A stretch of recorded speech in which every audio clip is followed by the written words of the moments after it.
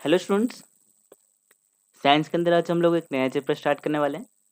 Chapter number 14, natural resources. Students, ये वाला जो चैप्टर है इसके अंदर हम लोग कुछ नेचुरल रिसोर्सेज के बारे में पढ़ेंगे। ये वाला जो चैप्टर है हमारे साइंस के बाकी के चैप्टर्स के कंपैरिजन में एक इजी चैप्टर है, जिसके ज़्यादा टॉपिक्स जो है वो आप लोग खुद से रीड करके भी समझ सको। इस तरह के ज़्यादा टॉपिक्स इसके अंदर है। वन बाय वन चलिए स्टार्ट करते हैं अब।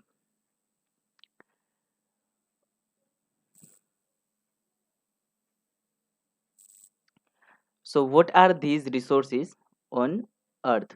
इस चैप्टर के अंदर जो हम रिसोर्सेज के बारे में पढ़ने वाले हैं वो क्या है, उसके बारे में एक पैराग्राफ के अंदर हमें बताया गया है। यही सेम चीज़ें हम लोग प्रीवियस स्टैंडर्ड्स के अंदर भी पढ़ चुके हैं, राइट। चलिए देखते हैं। These are land, the water and air. तो हम लोग इन तीन चीज़ों के बारे में पढ़ेंगे, लैंड, वाटर एंड एयर। सबसे पहले लैंड के बारे में, लिथोस्फीयर। तो लिथोस्फीयर की डेफिनेशन दी गई है, the outer crust of the earth is called lithosphere. जो अर्थ का सबसे बाहर का जो लेयर है उसे बोला जाता है lithosphere. We know this, right. Next, water. Water covers 75% of earth surface. Water जो है हमारे अर्थ के सरफेस का ऑलमोस्ट 75%, मतलब कि थ्री फोर्थ जो पोर्शन है वो वाटर से कवर होता है। It is also found underground. This comprise the hydrosphere. तो हमारे जमीन पे जितना भी वाटर है उन सभी वाटर वाले प्लेसेस को बोला जाता है हाइड्रोस्फीयर। उसका next, air. The air that covers the whole of the earth like a blanket is called the atmosphere. तो जो एयर है जो कि कवर करता है पूरे हमारे अर्थ को, उस एयर को बोला जाता है atmosphere. Living things are found where these three exist. और जहाँ पे तीनों चीज़ें होती है, लैंड, वाटर और एयर, वहाँ पे क्या होता है, तो लिविंग थिंग्स होते हैं। This life supporting zone of the earth where the atmosphere, the hydrosphere and the lithosphere interact and make life possible is known as the biosphere। तो जितने भी लिविंग ऑर्गेनिजम्स हैं जिस स्फीयर में रहते हैं उसको बोला जाता है बायोस्फीयर। और बायोस्फीयर किस तरह पॉसिबल होता है, तो लिथोस्फीयर, हाइड्रोस्फीयर और एटमोस्फीयर की वजह से। तो ये भी, ये चीज़ें जो हैं, ये सभी चीज़ें हम लोग पिछले स्टैंडर्ड्स के अंदर पढ़ चुके हैं। अभी वन बाय वन हम स्टार्ट करते हैं। फर्स्ट जो हम पढ़ेंगे वो है air, the breath of life. We have already talked about composition of air in first chapter.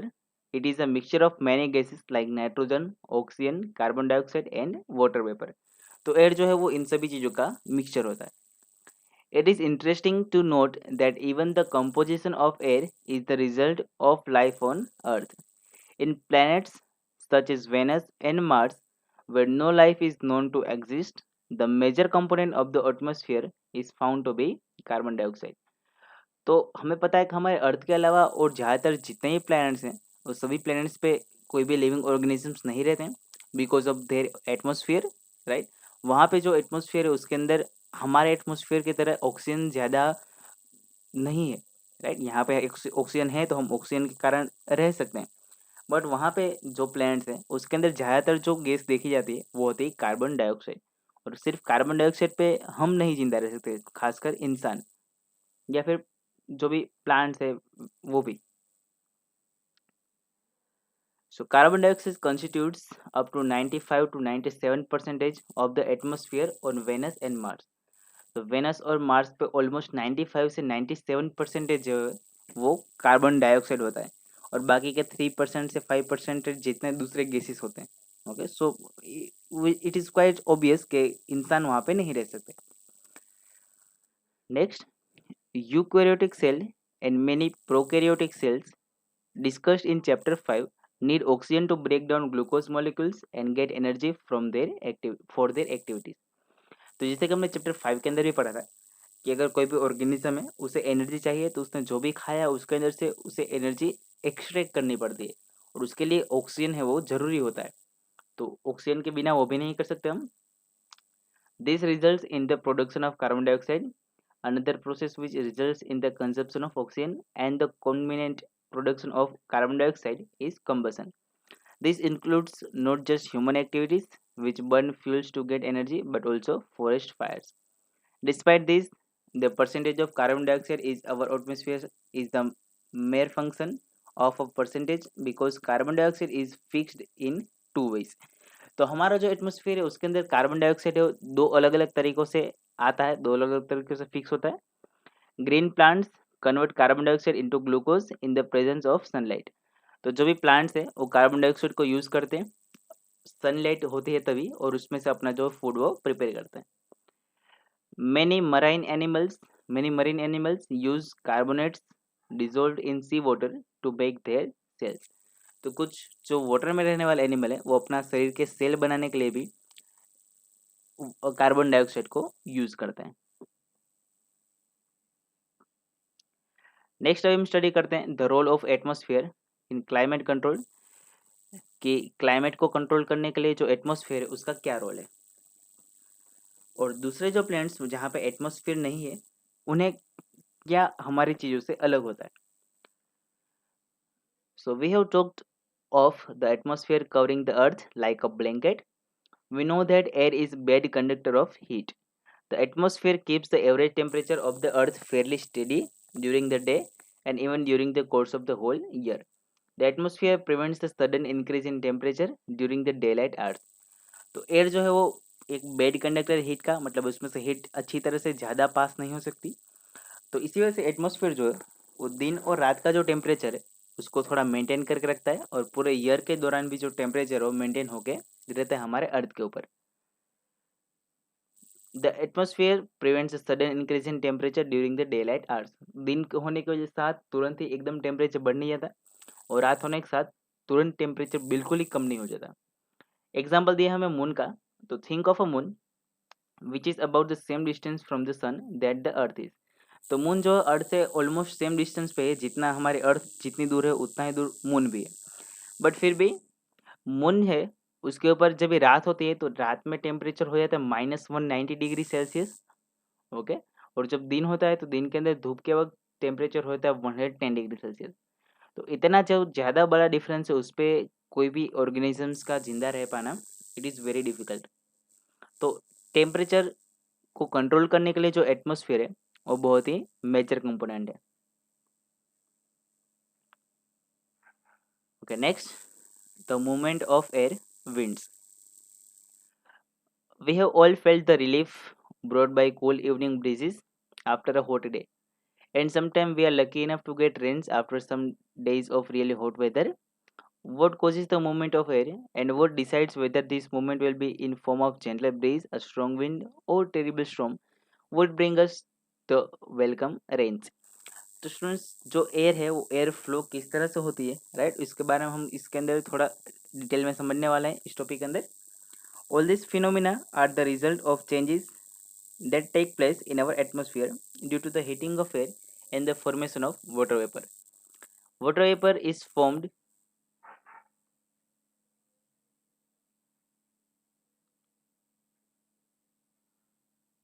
due to the heating of water bodies and the activities of living organisms.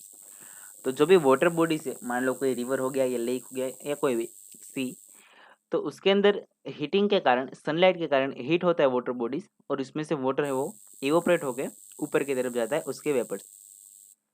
The atmosphere can be heated from below by the radiation that is reflected back or re-radiated by the land or water bodies. On being heated, convection currents are set up in the air. In order to gain some introduction, the nature of convection currents, let us perform the following activity. तो यहाँ पे आप लोग को एक activity समझाया गया है कि किस तरह से एयर का फ्लो होता है। मैं आपको शॉर्ट में डायरेक्ट समझाता हूँ कि जब भी अगर सनलाइट के कारण एयर जब गर्म होती है, राइट, तो सबसे पहले जो लैंड है, ज़मीन है, लैंड के आसपास की जो एयर है वो सबसे ज़्यादा गर्म होती है। और एक चीज़ आपको याद रखनी है कि जो गर्म एयर होती है वो हमेशा ऊपर की तरफ फ्लो होती है। तो जैसे ही एयर गर्म होना स्टार्ट होती है, हीट होना स्टार्ट होती है, जो एयर एकदम लैंड के पास में है वो हीट होने के कारण ऊपर जाना स्टार्ट करती है। तो जो नीचे एयर थी गर्म हुई थी वो तो ऊपर चले गई, तभी नीचे की जगह खाली हो गई। तो वो जो जगह है आसपास की जो ठंडी एयर है वो दूर से आ गए और वो जगह खुद ले लेती है। मतलब ठंडी एयर है वो नीचे रहेगी और गर्म एयर है वो हमेशा ऊपर की तरफ जाएगी। फिर से लैंड के पास रहने के कारण वो गर्म हो जाएगी, फिर से ऊपर जाएगी और ठंडी हवा दूर से कहीं आएगी उसकी जगह लेने के लिए। तो वो जो ठंडी हवा एक दूसरी जगह से दूसरी जगह जाती है वो हमारा विंड है, राइट। इस तरह से विंड जनरेट होता है। तो अभी डे टाइम और नाइट टाइम में क्या होता है वो देखते हैं हम। The patterns revealed by the smoke show us the direction in which hot and cold air move. In similar manner, when air is heated by radiation from the heated land or water, it rises, right। तो ये हमें याद रखना है कि जब भी air गर्म होता है तब वो राइज होता है, मतलब कि ऊपर की तरफ जाता है। But since land gets heated faster than the water, लेकिन जमीन से ज़्यादा जो वाटर है उसकी हवा उतनी गर्म नहीं होती। जो ज़मीन के ऊपर हवा होती है वो जल्दी गर्म हो जाती है, बट वाटर के आसपास जो हवा होती है वो जल्दी गर्म नहीं होती। The air over land would also be heated faster than the air over water bodies. So, if we look at the situation in a coastal region during the day, the air above the land gets heated faster and starts rising. तो जो land के पास की हवा है वो जल्दी हो जाती है, जल्दी हीट हो जाती है, बट जो वाटर रीजन के आसपास की एयर होती है वो उतनी जल्दी गर्म नहीं हो पाती। As this air rises, a region of low pressure is created. जैसे इस जमीन के आसपास की जो एयर है वो गर्म हो जाती है, वो ऊपर की तरफ राइज होती है, तो वहाँ पे लो प्रेशर क्रिएट होता है क्योंकि वहाँ पे अभी जगह खाली है। तो अभी वो गर्म हवा ऊपर चली गई तो वहाँ की जगह लेने के लिए आसपास में सब ठंडी हवा आएगी, कूल एयर आएगी। लेकिन लैंड पे तो सारी जमीन पे जितनी भी एयर थी वो तो गर्म है। ठंडी एयर कहाँ है? तो ठंडी एयर तो जब भी वाटर रीजन के पास थी, तो वहां से वाटर रीजन से जो भी एयर है वो आ जाएगी अभी लैंड के पास। इसलिए डे टाइम के अंदर जो एयर है उसकी डायरेक्शन वाटर रीजन से लैंड की तरफ होती है। The movement of air from one region to other creates winds. During the day the direction of wind would be from sea to the land. तो डे टाइम में direction क्या होगी? तो सी से लेके लैंड तक, इस डायरेक्शन में। एट नाइट, अभी रात को क्या होता है? तो both land and sea start to cool. तो रात को भी लैंड और सी दोनों कूल होना स्टार्ट होते हैं।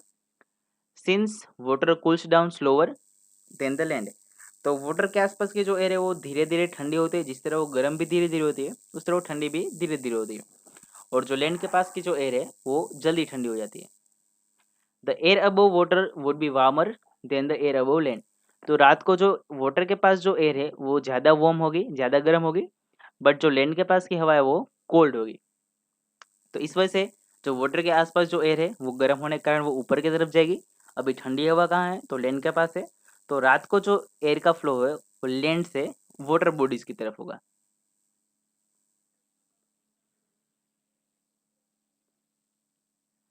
ओके, नेक्स्ट टॉपिक हम देखते हैं रेन। तो स्टूडेंट्स, आप लोग को आई थिंक आप लोगों को सभी को आइडिया है कि जो रेन है वो रेन किस तरह से होता है। जो भी वाटर बॉडीज होते हैं उस पर सनलाइट होती है, सनलाइट के कारण जो वाटर है उसका वेपर बनता है, उससे फिर क्लाउड्स बनते हैं और क्लाउड्स में से फिर बारिश होती है। चलिए, तो वही अभी हम स्टडी करेंगे। When water bodies are heated during the day, a large amount of water evaporates and goes up into the air. Some amount of water vapor also gets into the atmosphere because of various biological activities. This air also gets heated. The hot air rises up carrying the water vapor with it. As the air rises, it expands and cools. तो जो भी water bodies पे air sunlight होती है, तो sunlight की वजह से वो हीट होते हैं, इवोपरेट होते हैं, और वेपर जो उनकी है वो एयर के अंदर मिक्स होकर साथ में गर्म होने के कारण ऊपर की तरफ जाना स्टार्ट होती है। फिर उससे क्लाउड्स बनते हैं और जितने ऊपर जाने के बाद फिर बाद में वो एक्सपांड होते हैं और एक्सपांड होने के साथ वो कूल होना स्टार्ट करते हैं। This cooling causes the water vapour in the air to condense in the form of tiny droplets. तो इस वजह से जो वाटर है वो धीरे धीरे टाइनी ड्रॉपलेट्स के अंदर कन्वर्ट होना स्टार्ट होते हैं। This condensation of water is facilitated if some particles could act as nucleus for these drops to form around. Normally, dust and other suspended particles in the air perform this function. Once the water droplets are formed, they grow bigger by the condensation of these water droplets. When the drops have grown big and heavy, they fall down in the form of rain. तो बाद में जब ये water के droplets है वो condense होने के कारण धीरे धीरे वाटर ड्रॉपलेट्स बढ़ना स्टार्ट होते हैं और जैसे एकदम ठंडे होने के बाद और वाटर ज़्यादा बढ़ने के बाद वो हेवी हो जाते हैं क्लाउड्स, और फिर वो वाटर को कैरी नहीं कर सकते, इसलिए धीरे धीरे वाटर गिरना चालू होता है, जो कि बारिश मतलब कि रेन होता है। Sometime when the temperature of air is low enough, precipitation may occur in the form of snow, sleet और हेल। और कभी कभी जो एयर का प्रेशर है बहुत ज़्यादा कम होता है, मतलब एयर बहुत ही ज़्यादा ठंडी हो जाने के कारण, प्रेशर कम होने के कारण जो वाटर है वो कन्वर्ट हो जाता है सॉलिड के अंदर, राइट। तो उसके वजह से स्नो, स्लीट या फिर हेल स्टॉर्म भी बहुत बार देखी जाती है।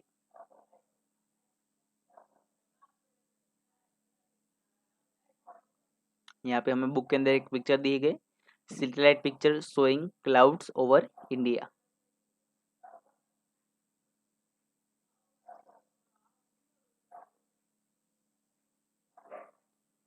नेक्स्ट अभी हम स्टडी करते हैं पोल्यूशन के बारे में, air pollution. The fossil fuels like coal and petroleum contain small amount of nitrogen and sulfur. When these fuels are burnt, nitrogen and sulfur too are burnt, and this produces different oxide of nitrogen and sulfur. Not only is the inhalation of these gases dangerous, they also dissolve in the rain to give rise to acid rain. तो जो nitrogen और sulphur है, और nitrogen और sulphur अगर हम inhale करें, श्वास के अंदर लें, तो हमारे लिए वो डेंजरस है। साथ में अगर वो रेन के साथ डिजोल्व होते हैं, तो उसको रेन के साथ मिक्स होने के कारण उसमें से एसिड रेन होता है, और तभी जो बारिश आती है उसे हम बोलते हैं acid rain. The combustion of fossil fuels are increases also increases the amount of suspended particles in air. These suspended particles could be unburnt carbon particles or substances which called hydrocarbons. Presence of high levels of all these pollutants cause visibility to be lowered, especially in cold weather when water also condenses out of air. This is known as smog and is a visible indication of air pollution. तो कभी कभी air pollution ज़्यादा होने के कारण smoke दिखता है, जिससे विजिबिलिटी कम हो जाती है, राइट। तो ये भी एक पोल्यूशन का रीज़न है। तो डेफिनेशन हम ऐसे कुछ बोल सकते हैं कि an increase in the content of this harmful substances in air is called air pollution.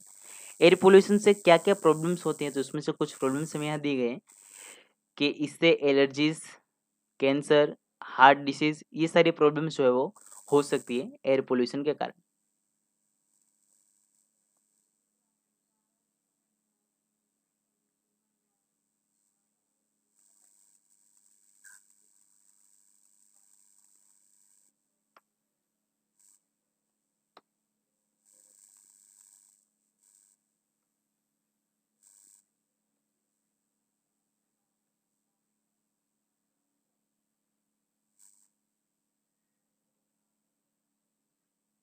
Okay students, अभी नेक्स्ट टॉपिक जो हमारा है वो है वाटर।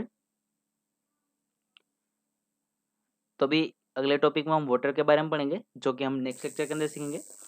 अभी हमने जितना सीखा है उतना आपको अपने बुक में से रीड कर लेना है, फिर अगले लेक्चर के अंदर हम यहाँ से टॉपिक को आगे कंटिन्यू करेंगे।